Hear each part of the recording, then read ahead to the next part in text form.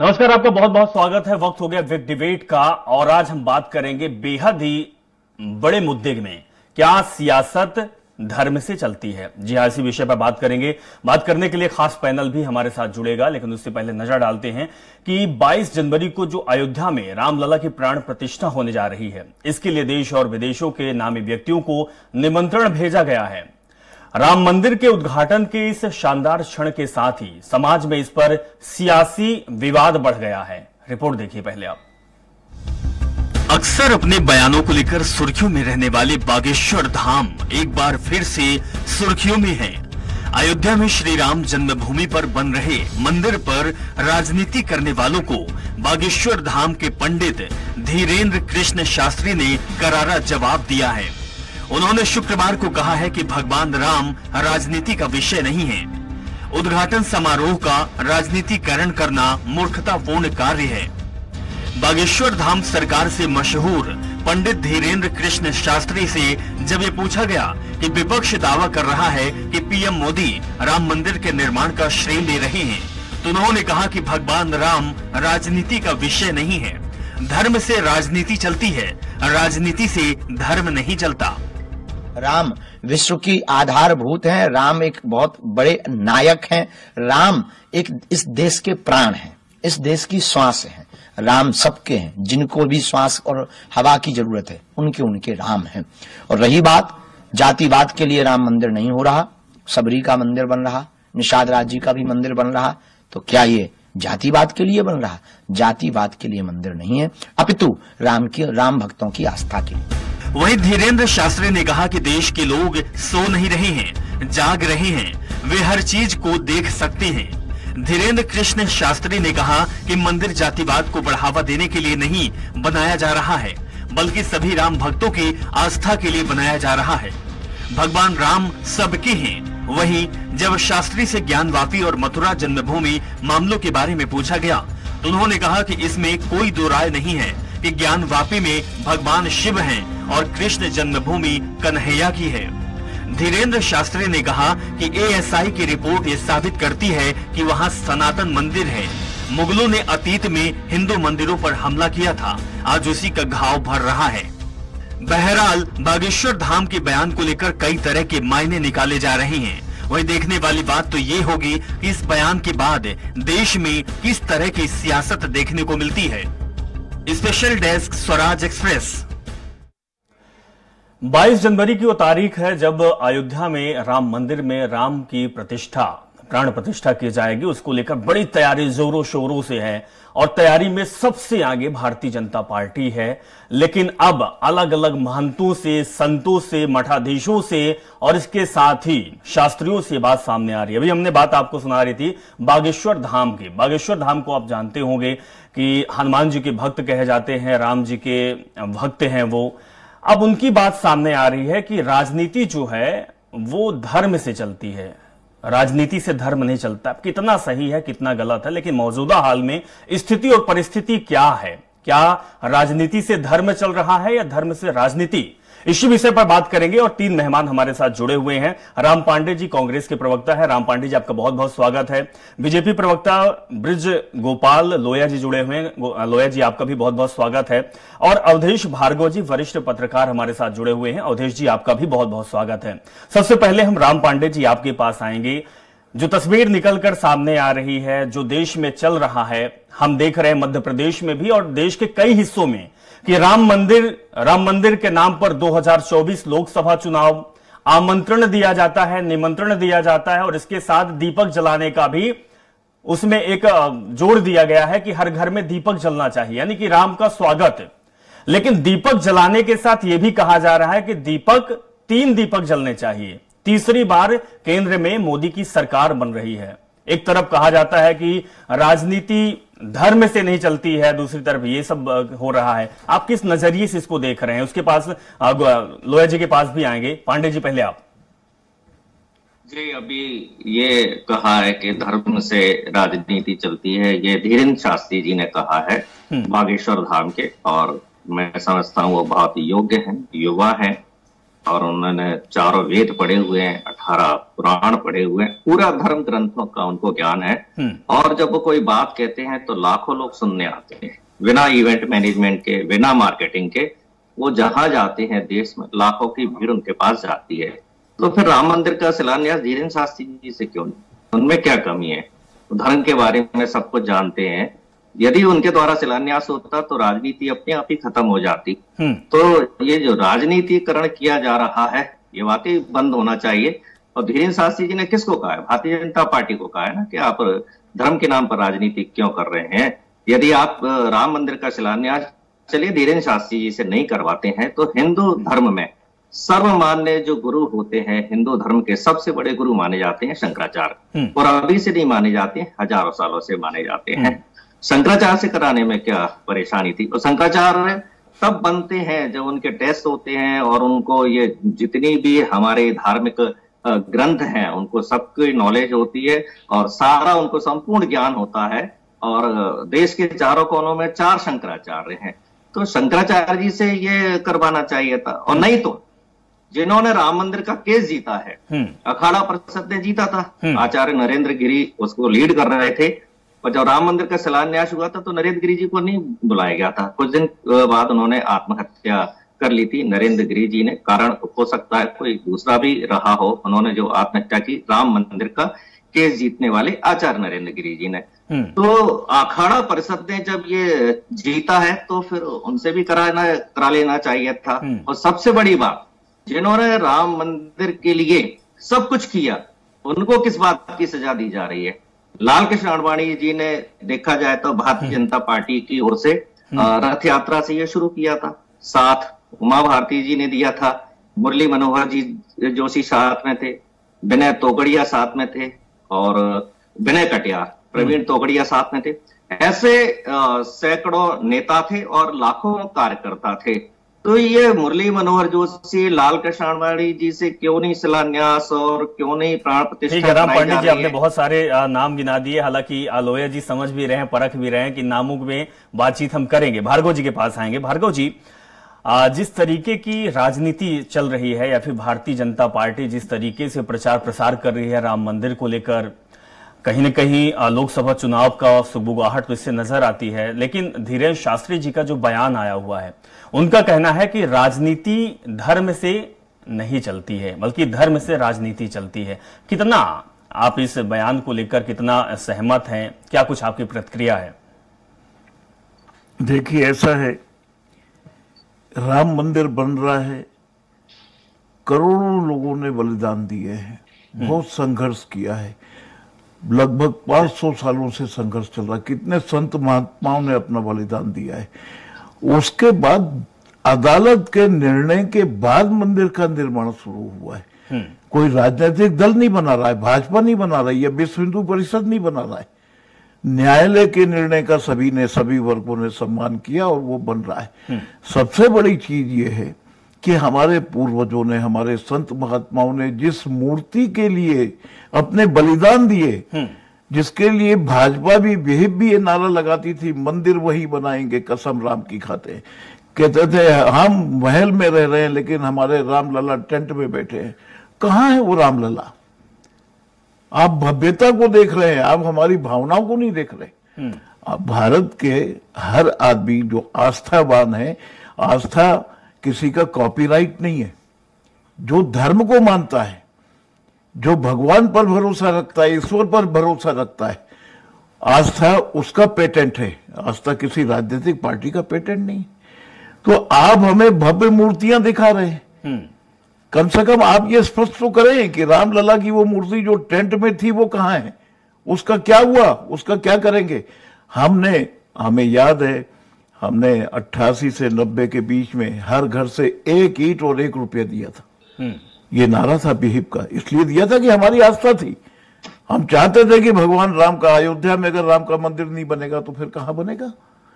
आज वो मंदिर बन गया, अब उसमें राजनीति हो रही है।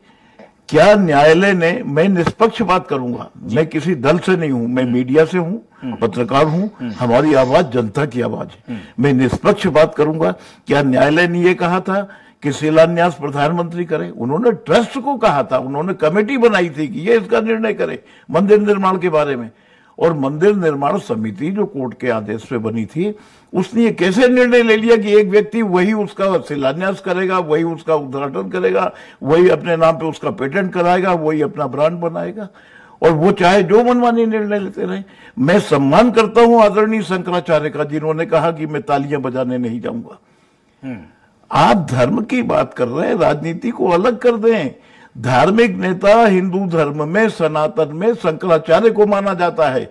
आप शंकराचार्य को आगे करिए, उसके पीछे चलिए, उसका अनुसरण करिए, तब तो धर्म का पालन होगा। यही सनातन धर्म है। क्या राजनेताओं के उद्घाटन से, राजनेताओं के मूर्ति पूजन से, शिलान्यास से धर्म का, सनातन धर्म का आदर हो रहा है? तो कुल मिलाकर के धर्म से राजनीति को अलग करना चाहिए, और धर्म अलग रहे, राजनीति अलग रहे। किसी भी पार्टी का, किसी राजनीतिक दल का धर्म पर और भगवान राम पर या हमारे इतने देवी देवता हैं उन पर किसी का पेटेंट नहीं है। बिल्कुल भार्गव जी, राम तो सबके हैं, सबकी आस्था जुड़ी हुई है। ब्रजगोपाल जी, एक छोटा सा सवाल आपसे यही है कि राम मंदिर, रामलला और राम जी, इस पर आपकी आस्था है या फिर राजनीति का एक मुद्दा? दो बातें हैं और सारे प्रश्न हमारे विद्वान कांग्रेस के राम पांडे जी ने भी छोड़े हैं, और मीडिया के हमारे साथी सम्मानित पत्रकार जी ने भी छोड़े हैं, और कुछ प्रश्न आपने भी जोड़े। तो मुझे सभी के उत्तर देना, और बड़ी विनम्रता से आग्रह करूंगा कि जिस धैर्य और शांति से मैं सारे आरोप सुन रहा था, ये हमारे साथी उसी धैर्य और शांति के साथ मेरी पूरी बातें सुन। बिल्कुल, अपनी बात रखिए लोया जी। ये आपने अभी कहा कि राजनीति और धर्म को पृथक होना चाहिए, बिल्कुल नहीं। जब जब राजनीति धर्म से दूर हटी है, पथ भ्रष्ट हुई है। जिन लोगों ने अपने आप को सेक्युलर सिद्ध करने की कोशिश की, उन्होंने हिंदुओं को अपमानित करना और अन्य धर्म के लोगों का तुष्टीकरण करने का काम किया। राजनीति का धर्म होना चाहिए, यदि यही राम का संदेश है। आप समझिए एक बात को, धर्म हमें क्या सिखाता है? धर्म न दूसर सत्य समाना। क्या हम सत्य को छोड़ दें तो राजनीति हो जाएगी? नहीं हो सकती। जो सत्य के पर नहीं है वो राजनीति भी नहीं है, वो धर्म भी नहीं। दूसरी बात, में अभी बड़ा चिंता कर रहे थे मेरे मित्र राम पांडे जी। राम पांडे जी ने बड़ा उल्लेख किया कि आडवाणी जी, मुरली मनोहर जोशी जी, सब सारे की सारे नाम लिए। बड़ी प्रसन्नता होती है कि ये वही नाम है श्रीमान राम पांडे जी, जिनको आप 50 वर्षों तक भारत की राजनीति में कोसते रहे, और केवल इसलिए कोसते रहे कि ये वही लोग थे जिन्होंने 1988-89 में ये आंदोलन प्रारंभ किया था कि सौगंध राम की खाते हैं, हम मंदिर वहीं बनाएंगे। और आप ये कहते थे कि हमसे अगली पीढ़ी में कि आप मंदिर वहीं बनाएंगे, परंतु तारीख नहीं बताएंगे। जब हमने तारीख बताई तो आपको फिर तकलीफ। अब राम क्या खाते थे, वो कैसा भोजन करते थे, इस पर वो लेफ्ट लिबरल गिरोह संघर्ष कर रहा है। और आज इस पर भी संघर्ष प्रारंभ हो गया है कि प्रधानमंत्री क्यों कर रहे हैं। प्रश्न इस बात का है। एक बात और बता दूं, जो बार बार कहा जा रहा है कि हम चुनाव में राम मंदिर का इस्तेमाल करेंगे, वो लोग अभी भारतीय जनता पार्टी को और भारतीय जनता पार्टी के विचार परिवार को, दोनों को ठीक से नहीं जानते। क्योंकि हम वो नहीं है जो राम के नाम पर सरकार बनाएंगे, हम तो वो हैं जिन्होंने 16 दिसंबर 1992 को अपनी 4 चुनी हुई सरकार राम के लिए बलिदान। लोया जी ये बताइए कि आप राम मंदिर पर सियासत नहीं करते, राजनीति नहीं करते, तो फिर जो गाने बजते हैं, जो आपके सीएम निकलते हैं, आपके प्रधानमंत्री निकलते हैं, ये क्या कहते हैं कि जो राम को लाया है उसको हम लाएंगे। क्या राम को लाने वाले भारतीय जनता पार्टी है? क्या भारतीय जनता पार्टी की वजह से राम आए हुए हैं? एक मिनट, ये गाने क्या हमने कॉपीराइट कराए हैं? नहीं तो कौन बजाता है साहब? कांग्रेस वाले बजाते हैं क्या ये गाने? एक सेकंड सुनिए, एक सेकंड बात का पूरा जवाब सुनिए। क्या हमने कभी ये कहा है कि ये कांग्रेस की सभा में नहीं बच सकते, कि सपा की सभा में नहीं बच सकते? परंतु ये बताइए कि राम मंदिर के आमंत्रण निमंत्रण आप दे रहे हैं, लेकिन आप ये आपके पार्टी के नेता ये क्यों कह रहे हैं कि 3 दिए जलाएं और तीसरी बार लोकसभा चुनाव जीतना है? मैंने कब कहा है? भारतीय जनता पार्टी ने कब कहा है? आप भी जोर का नारा लगाइए कांग्रेस की सभाओं में, INDIA गठबंधन की सभाओं में, कि जो राम को लाए हैं हम उनको लाएंगे। क्या दिक्कत है? आप भी कहिए ना कि जो राम को लाए हैं हम उनको लाएंगे। क्या दिक्कत क्या है? किसने मना किया है? ठीक है लोया जी, आप ये बताइए, क्या राम को लाने वाले आप हैं या बीजेपी है? न्योता दिया है क्या आ रहे हैं? क्या लोया जी, राम को लाने वाले क्या आप हैं, बीजेपी है? कब कहा कि हम हैं? राम को लाने वाले हम नहीं हैं। हमारा सौभाग्य है कि राम हमारे साथ है, ये हमारा सौभाग्य। सर, राम आपके साथ हैं गोपाल लोया जी, राम आपके साथ हैं, राम मेरे साथ भी हैं, राम जी के साथ भी राम है, और भार्गव जी के पास भी राम है। हम लोग नहीं, सुन लीजिए, ये राम के सब हैं, आप भी हैं, मैं भी हूं, सब हैं। राम मंदिर का कौन है जिसे लटकाने का और लटकाने का प्रयास 75 वर्षों तक हुआ? ये विवाद उनके बीच में है। राम तो सबके सुनिए, एक मिनट सुन लीजिए। राम वीर परंपरा, 4 नाम सुन लीजिए। 4 राम का वर्णन है कि एक राम दशरथ का बेटा, दूजा राम जो घट घट में बैठा, तीजे राम का सकल पसारा, और चौथे राम जगत से न्यारा। तो राम आप किस रूप में मानते हैं? वो तो घटघट में बैठा है, तुम्हारे मानने और न मानने से उसका क्या संबंध है? वो अविनाशी है, वो अनंत है, वो अजन्मा है। उस राम को आपके मानने की दरकार नहीं। ठीक है लोया जी आपके पास वापस लौटेंगे। भार्गव जी, जिस तरीके से लोया जी की बात सामने आई है और जिस तरीके की बात पर हम बात कर रहे थे कि राजनीति से धर्म चल रहा है या धर्म से राजनीति, बात आपको भी समझ में आ गई कि भारतीय जनता पार्टी किस तरीके की, वो उनका कहना यही है कि राजनीति के बिना धर्म नहीं है और राजनीति है तभी तो धर्म है। तो मतलब संत जो बागेश्वर धाम है वो गलत साबित हुए। भार्गव जी, मुझसे प्रश्न है? नहीं, भार्गव जी से जी। देखिए, हमारे श्री राम भद्राचार्य जी थे, जब अदालत में मुकदमा चल रहा था, 440 सबूत दिए थे, जिसमें 331 सबूतों को न्यायालय ने माना था। 437 राम भद्राचार्य जी सुनिए, आदरणीय लोया जी सुनिए, आप सुनिए, आज कहाँ है वो राम भद्राचार्य जी? 331 सबूत माने थे, जिसके आधार पर यह निर्णय हुआ कि वहां राम जन्म हुआ था और वहां राम मंदिर था। तो आज वो कहाँ है? वो बचपन से नेत्रहीन थे, उन्होंने 300 किताबें लिखी हैं। आज ऐसे संत महात्मा को भूल करके हम एक राजनीति में, मोदी जी का मैं आदर करता हूं, प्रधानमंत्री हैं, देश को आगे ले जा रहे हैं। आदरणीय लोया जी, आज विश्व गुरु बनने जा रहा है भारत। ठीक है, मोदी जी काफी कुछ काम कर रहे हैं, लेकिन वो राजनीति के शंकराचार्य हैं, वो सनातन धर्म के शंकराचार्य नहीं है। तो कम से कम अतिक्रमण तो नहीं करना चाहिए, किसी के अधिकारों में अतिक्रमण नहीं करना चाहिए। आप ये बताइए, आपके घर में कथा हो रही हो, पूजन करने आपका पड़ोसी आके बैठ जाए तो आपको कैसा लगेगा? तो कुल मिला करके भावनाओं से नहीं खेलना। राजनीति अलग हो, धर्म की राजनीति अलग हो। लोया जी, जब आप बोल रहे थे हम चुप सुन रहे थे। आप सुनने की आदत डालिए, आप जनप्रतिनिधि हैं, हम जनता की तरफ से आपको बता रहे हैं। लोया जी, समय हमारे पास कम है, थोड़े धैर्य के साथ आप बात सुन लीजिए। बिल्कुल अपनी बात रखिएगा, आपको समय दिया गया था। लोया जी, माफी चाहता हूँ लोया जी। नहीं आए, आपने शंकराचार्य, कांची कामकोटि पीठ के शंकराचार्य को आधी रात के 2 बजे गिरफ्तार करके उठवा लिया। वो लोग आज शंकराचार्यों के नाम का उल्लेख कर रहे हैं, इससे ज्यादा दुर्भाग्य तो पूरी होने दीजिए, मेरी बात तो पूरी होने दीजिए।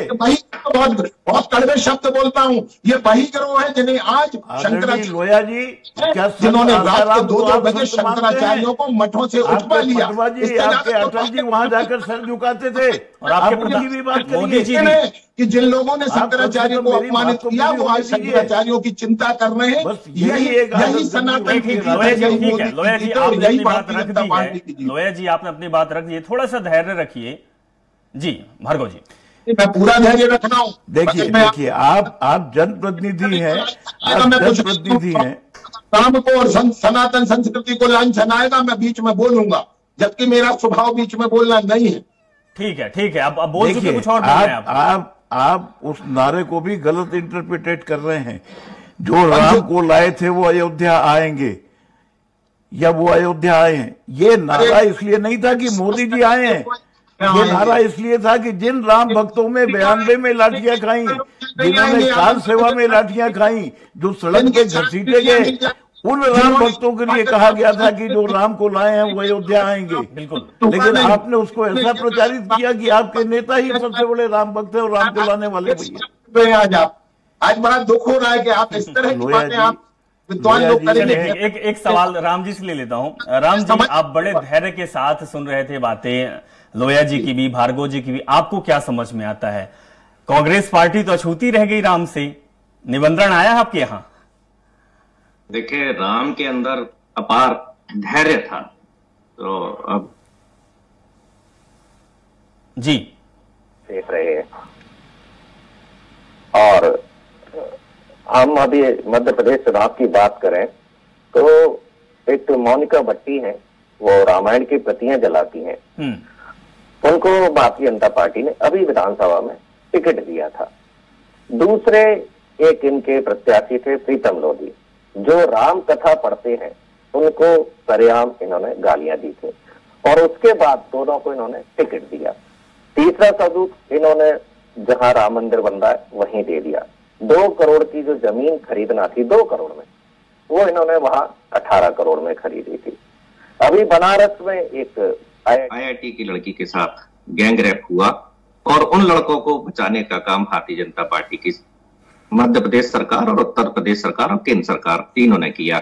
चौथा, उसमें राजनीति सबसे बड़ी। आप देखिए, अभी एक ने कहा कि मैं राम मंदिर के ऊपर बम पटक दूंगा, और जब वो पकड़ा गया तो वो भारतीय जनता पार्टी से संबंधित पकड़ा गया।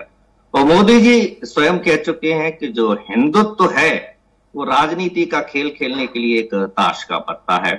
और फिर जब हम हिंदू, राम, ये सब बातें करते हैं तो हमारे धर्म में जो बातें हैं हमें उनको भी मानना चाहिए। जैसे कि कोई भी धार्मिक आयोजन होता है तो वो बिना पत्नी के नहीं होता है। मैं ये नहीं कह रहा हूं किसकी पत्नी है किसकी नहीं है। हमारे धर्म में मां से बड़ा कोई नहीं होता है। तो जब मां की मृत्यु होती है तो हमारे धर्म में मुंडन कराया जाता है। अब कौन कराता है कौन नहीं कराता है ये अलग बात है। तो डिसीजन सुप्रीम कोर्ट का है। सुप्रीम कोर्ट के आदेश पर मंदिर बन रहा है। भारतीय जनता पार्टी उसको अतिक्रमण करने का काम कर रही है, पूरी राजनीति कर रही है। अब आप देखिए, राजनीति के लिए राम का नाम पर जो इंटरनेशनल एयरपोर्ट बन रहा था उसका नाम भी बदल दिया क्योंकि वोट चाहिए। ठीक है, जब उस श्री राम इंटरनेशनल एयरपोर्ट अयोध्या का नाम था तो उस नाम को केवल राजनीतिक फायदा कर लेने के लिए भगवान राम का भी नाम इन्होंने हटा दिया। यदि इन्हें वोट चाहिए तो ये भगवान राम के नाम को भी हटा सकते हैं। 2014 का इन्होंने जो चुनाव लड़ा था वो गुजरात मॉडल पर लड़ा था, वो मॉडल फेल हो चुका। उसके बाद इन्होंने चुनाव लड़ा पुलवामा मॉडल पर, वो फेल हो चुका। सतपाल मलिक ने कहा पुलवामा हुआ नहीं था, वो कराया गया था। 2014 का चुनाव लड़ा 2G घोटाले पर, कोल घोटाले पर सुप्रीम कोर्ट ने कहा ये तो फर्जी बातें थी, ये कोई घोटाला था ही नहीं।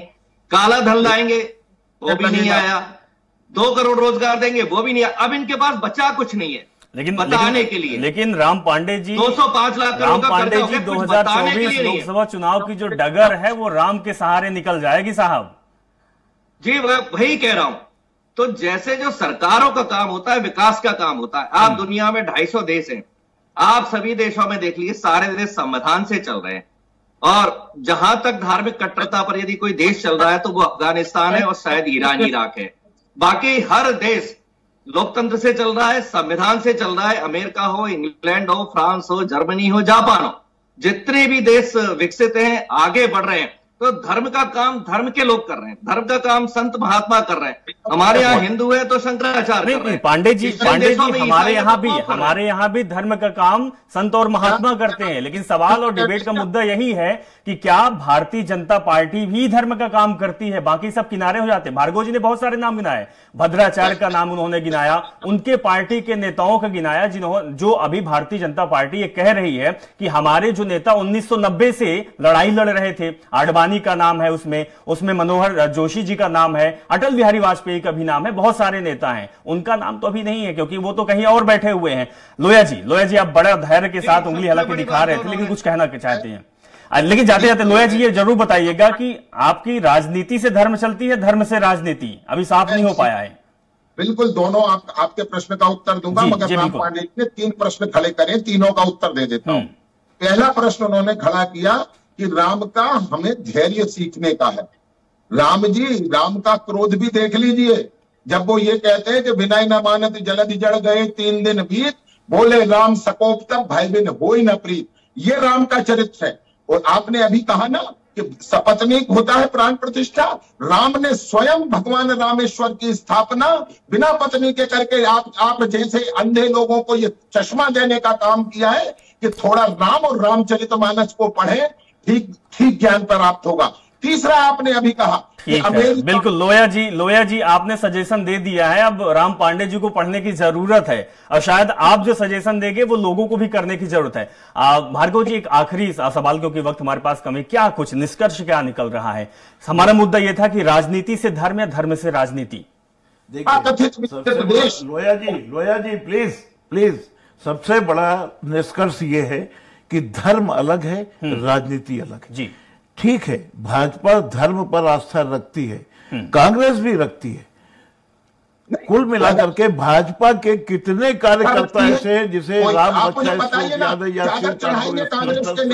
पहले आप वो संस्कार दीजिए, रोजा अफ्तार करेंगे तो फिर धर्म को अपनी पार्टी से आप जोड़िए। प्रधानमंत्री राम मंदिर का शिलान्यास करेगा भावनाओं से मत, ये धार्मिकता है। धर्म को अलग रखिए, राजनीति को अलग रखिए, और धर्म गुरुओं के पीछे राजनेताओं को चलना चाहिए, न कि राजनेताओं के पीछे धर्म। लेकिन आज के समय में धर्म गुरु राजनेता के पीछे चलने लगे। चल बहुत बहुत शुक्रिया, आप सभी लोग हमारे साथ जुड़े, राम पांडे जी, ब्रज गोपाल लोया जी और अवधेश पांडे जी, बहुत बहुत शुक्रिया कि आप हमारे साथ जुड़े और इस संवाद में हिस्सा लिए। तो जो मौजूदा हाल में जो राजनीति चल रही है, या कहें कि धर्म पीछे हो गया है, राजनीति आगे हो गई है।